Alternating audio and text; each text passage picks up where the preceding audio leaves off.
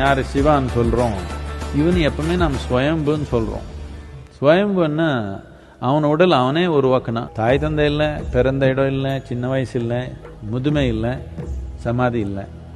வெறும் ஏதோ ஒரு டைமில் வந்தால் அங்கே இருந்தால் அதுக்கப்புறம் இல்லை.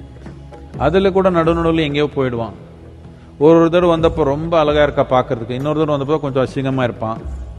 இப்படி எல்லாமே நம்ம இதில் சொல்லியிருக்குது. இது பல விதமாக நம்ம இது பார்க்க முடியும். பார்த்தா இந்த யாருக்கு இந்த ஆதியோகின்னு சொல்லுவோம், இல்லை இந்த சிவான்னு சொல்லுவோம், அவனு இந்த பூமியில் பிறந்த உயிர் இல்லைன்றது நமக்கு தெரியுது. நம்ம புராணத்தில் எல்லாமே அவனுக்கு சும்மாவே நேராகவே சொல்கிறாங்க யக்ஷஸ்வரூபான்னு.